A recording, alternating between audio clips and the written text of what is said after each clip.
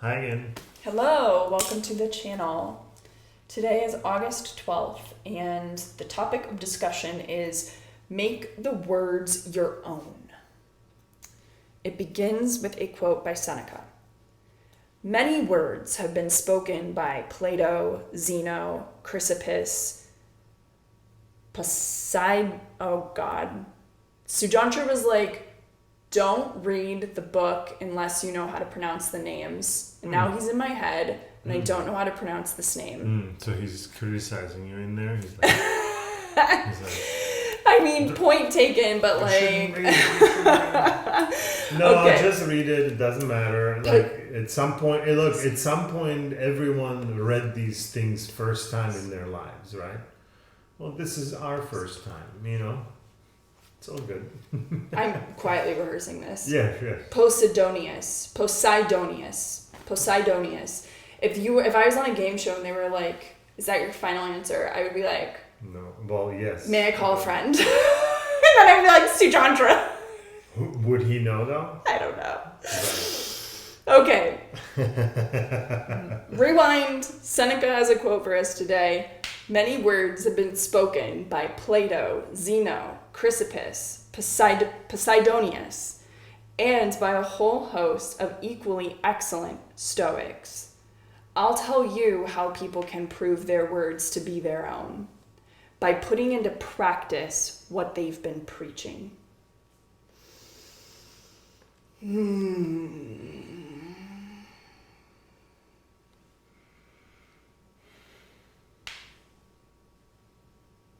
This is bringing up so many things for me with the yoga stuff. Because it's like I'm learning and then I'm learning and I'm teaching and learning and teaching and learning and teaching. And then in the learning part of it, I've caught myself at times like almost like, oh, I want to hold on to this. I want to hold on to the way they said this. I want to hold on to this image that it created in my mind. And there's this grasping to retain the idea or the knowledge, like this, almost this fear of it going away. And maybe over the last couple of years and getting feedback from people, the things that people give me feedback on that they're like, I like that you said this. It's never any of the shit that I took from somebody else. It's always like, ooh, this is an experience. How would I name this experience? How would I describe what's going on in me right now? Oh, this can sometimes happen. And I'll say that. And then they'll comment back and be like, wow, you said this to me. That's totally my experience. Like, this is like, thank you for saying that. Thank you for putting words to this. And it's like really relaxed me and calms me down in my learning pursuits because I don't feel like I have to like hold on to the way that other people are saying it. It's now more like, oh, let me enjoy this and absorb this and have the aha moment and have that feel good. And then like, let me go experience this in my body and not worry about that at all at that point. Like, I don't need to hold on to the language. I don't need to hold on to the names, nothing. Now it's part of my experience, and now I can use that and speak that out, and I can feel confident that I'm sharing good stuff because it feels like it's like coming authentically from me. But this has been a change over the last, pretty much since I started teaching more online, I would say. It's been a big change because I'm just here in our living room teaching, and I feel like more in myself versus like, I'm in a room with all these people and it just has a different energy to it. Sure, yeah, that makes sense. Yeah. Cool. Make words your own.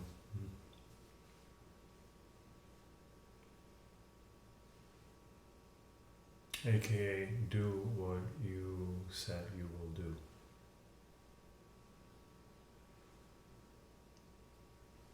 Or keep your own promises in some way, Or like if you have the identity of, if you're clear about the type of person that you're trying to become, really become that person. Hmm. And the becoming of that person will now give you the language to talk about really anything without feeling like I'm dependent on this other source of knowledge. It's almost like you only become yourself if you pursue the things that you actually want or something, you know? Like deeply inside, not materialistic, but like goal-wise or something. Yeah. And then so if you're pursuing it, maybe if you're pursuing it, then you can already be that person. You already can act as that person, right? But it's this. I have these wants and dreams, but I'm not pursuing them because I had to choose something else in my life, right? And now that is that case of what we're talking about. That is the case of not practicing what you preach. Even if you're not preaching anything, it's like the preaching is not necessary, but the practice is. Yeah. And you really cannot feel like you belong here, right? Because you haven't actually done that. And you know that you wanted to do it, and you know that it was the calling, but you just kind of, other things came in, and you had all these excuses and whatever, blah blah blah. But ultimately, it doesn't. You just don't feel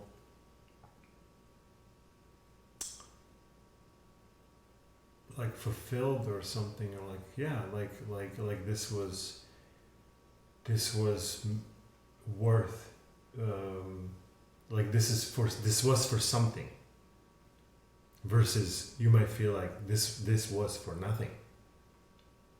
You know what I mean? That's the whole difference. It's like if you pursue those things in some way. I'm also preaching what I'm not doing, right? Like in some ways, like I'm pursuing those things that I'm dreaming about and wanted to do and all this stuff. I'm still doing music. I'm still doing it, right? But is it? Could I be doing more of it? Like I could be, right? So then, I also need to step up to that as well, But because I do feel like only then I'm not saying that I will be happy, but I would feel like, okay, like I had this long, lifelong pursuit, and I got to a place where it feels like I have achieved that thing. That thing feels complete in some way.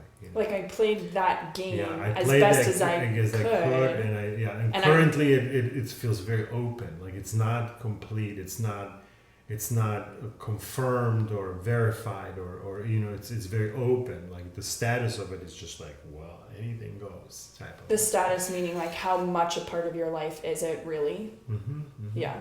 It's like the status is negotiable. It could be I'm all in 100%, but it could also be like, I'll pick it up once in a blue moon or something. Yeah.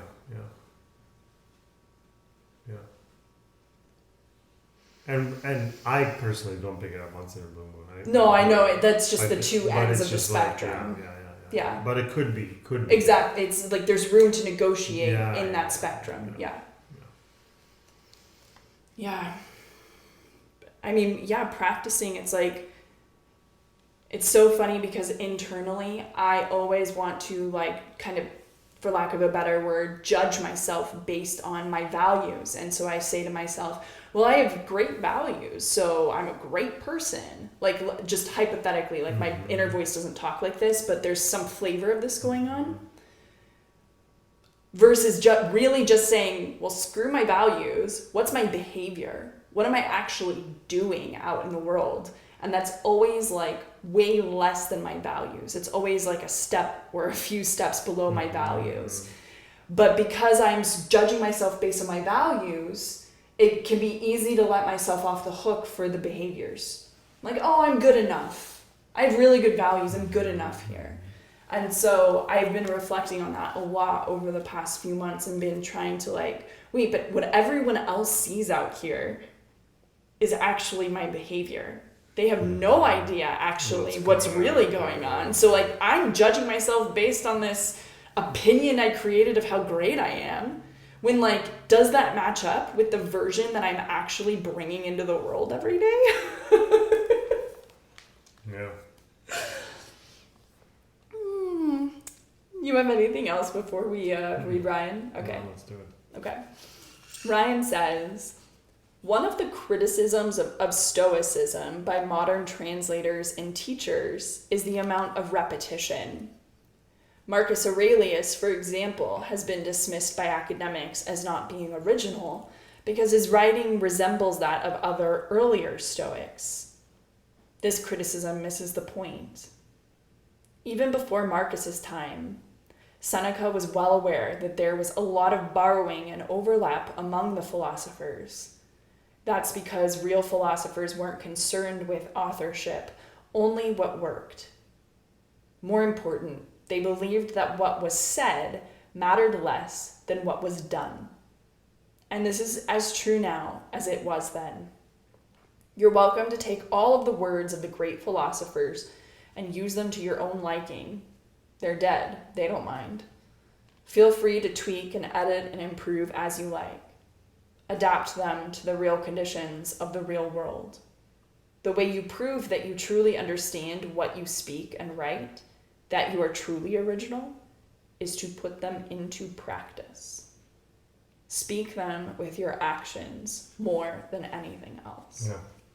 Yeah, that's great because, ultimately, this is 366 quotes, but those quotes are not about 366 different subjects. You know what I mean? It's ultimately repeating itself and trying to kind of talk about the same virtues, if you will, from different perspectives, from different examples, from different ways. You can look at it like this, you can look at it like that. This is the positive side of it, this is the negative side of it. So it's going through it, right? So it's this, it could feel repetitive, right? Even what we're doing, sometimes we're reading these and I go like Jesus Christ, get on a new topic or something, but it is, it's not getting on a new topic because the core of all of it is very simple, right? It's just these, we have no control over anything except the things, how we're looking at it, right? And then action, discipline, be kind, listen to people, right? Don't be a dick, right? And so, that's where ultimately it ends. And now it's now these things need to be understood from all of the millions and billions of people's perspectives, right? So it's how do you explain it, those simple things? And now it's now we have 366 different ways of looking at those 4 or 5 things, those core values. So it's repetitive, but it's good that it's repetitive, because if it was literally hundreds of different things, we would be so confused of how to actually do anything. This is all based. It needs to be repetitive and it needs to be simple. Yeah. Simple and repetitive, for sure. So, good deal. Nice. Cool. See you here tomorrow. Till tomorrow. Thanks for tuning in.